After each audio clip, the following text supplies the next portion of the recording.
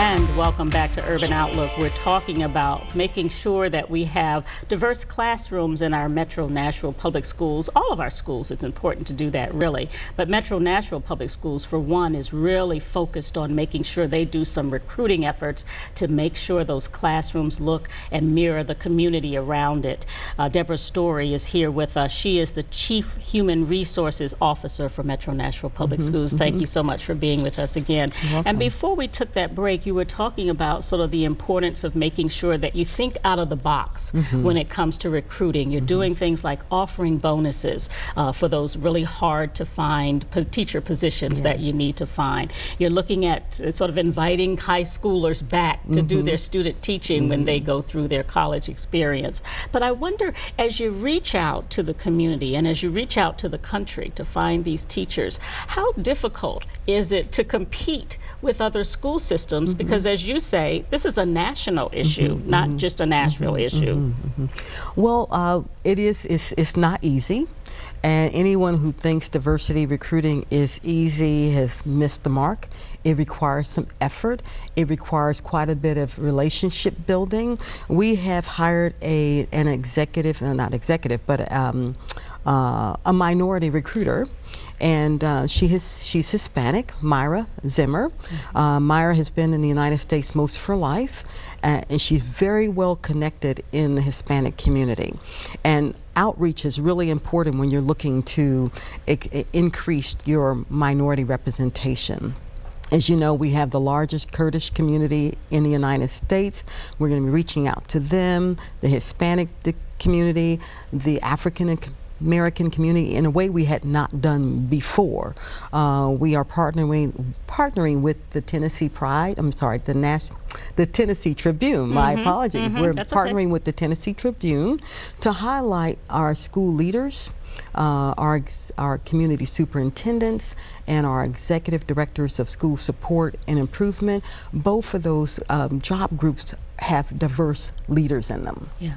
And I think many of our Nashvillians don't know how diverse our leadership is, and many of those individuals were raised here in the Nashville area or in Tennessee, and were teachers at one point who got promoted up. One of our community superintendents is a Nashville public school graduate. And she ended up being a principal at one of her schools. So we're beginning to increase the leadership so people can see, so other young people of color can see people in leadership in the school district. We're going to be going to different job fairs across the United States at our historically black universities, reaching out to the sororities and the fraternities, making careers with MNPS known, not just teaching but across the board. But our major emphasis are those teachers, making sure that we have all of our classrooms full and that we have outstanding teachers. And if I could just expound on that a little bit, having an outstanding teacher, being an outstanding teacher is more than just standing in front of a classroom going through a lesson plan. It's being able to reach every student where they are. It's not cookie cutter. You don't lead by leading everybody the same way. You lead based on the needs of your employees, and that's the same thing you would do with students. And when you see that light come on when the student gets it, that's the reward for the teacher. Right. Are there some numbers that you're shooting for, some goals that you have in mind? I'm sure you've got sort of a gap that may exist, right? What you need and what you have. But is there some end goal or number that would help you achieve what you're looking to achieve? Well, you know, if we're really going to represent the demographics of our student body, then I'm not sure how quickly we can get there, but it would be just the opposite of what it is today. Today we have 70% of our teachers are white, and 30% of them are teachers of color. If we can even make that 50-50, that would be a vast improvement on where we are today. And as those opportunities come available, we're not looking to remove anyone from their job, but as those positions come open, we're really focusing on trying our best to find those teachers of color. And you can't wait until you need them. You got to start cultivating before you need them. I think about in this society today, we see, unfortunately, so many stories about the tough job it sometimes can be to teach in a classroom, right? Sometimes what happens in our communities and our neighborhoods go into those classrooms. So I'm thinking the teaching job is not, while it's always been a job that, you know, you have to put your heart and your mind and your soul into it. It may also sometimes sound like a scary job, depending on where the school is located, right? So how do you get over that barrier that people may have that, you know, is it safe enough for me to be in a classroom? Do I want to take this chance of dealing with some of the problems that our young children have today? How do you get teachers or potential teachers to see the value in a job that has changed tremendously through the years? You have to have a heart for it. You have to be called to do it, because if you're not called, you would give up. There's that determination, that intestinal fortitude that people have, that they really were going to stick it through and they're going to make a difference. I think the one important thing is that for our student teachers, that we expose them to some of our more challenging schools while they're student teaching. So there's no surprise when they graduate and then are in the classroom, they have their key and their lesson and they're on their own. So I think getting that exposure early and making sure they have the proper support systems within the school. Our new teachers, we had a new teacher academy for the second year this year, and I think it's beginning to work, because we were finding that our first year teachers weren't lasting beyond the first year. That's what I wondered. They get in there and they see the reality and they're like, I'm out of here. Yeah, exactly. So this is the second year that we've held the new teacher academy, and we saw an increase in the number of teachers who's remained this year after their first year. We've assigned each one of them a mentor.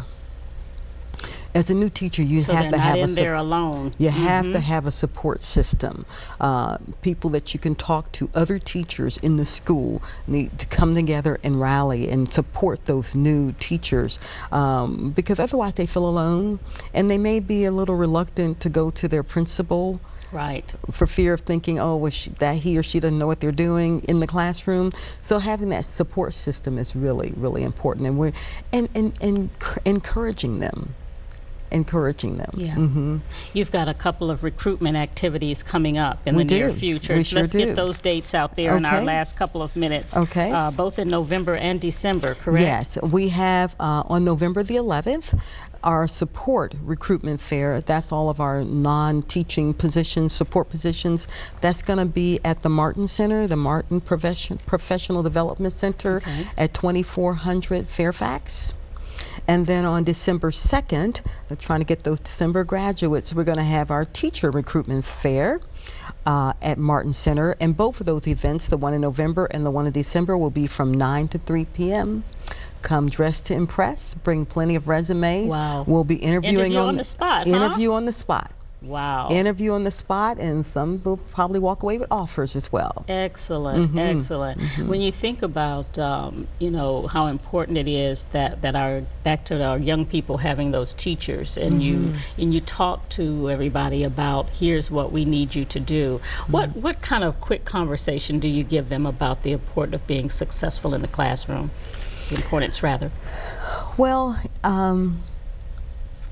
you know, going back to those choices, when our children get a good quality education, they have other alternatives, other choices when they finish school. They may want to become an entrepreneur. They may want to go into business. They may want to go into nonprofit. They may want to become a teacher. And so if they have the proper skills and knowledge and are able to read well, the choice is theirs. Sky's the limit, isn't it? It's the limit. limit. Let's give those dates real quick one more time. Okay. November the 11th. That's our support recruitment fair from 9 to 3 p.m. at the Martin Professional Development Center at 2400 Fairfax. And then on December the 2nd is our teacher recruitment fair from 9 a.m. to 3 p.m. at Martin Professional Development Center. And if I could also add, teaching could be a second career for someone. I didn't think perhaps about that. A retiree, perhaps somebody who's been in the corporate sector, but now they want to give back. Teaching is an excellent opportunity for them to consider as an encore career. Right. They could be a substitute teacher and still be in the classroom, or they can get licensed and be a full-time teacher. All of that information is on your website, it's on Metro our National website. Public School site.org. Is it .org? It is MNPS.org. Perfect. Thank you so much, Deborah You're Story, welcome. for Thank sharing you for that the opportunity. information. We appreciate you being here. Thank you. And we thank you for being with us. We will see you again next time.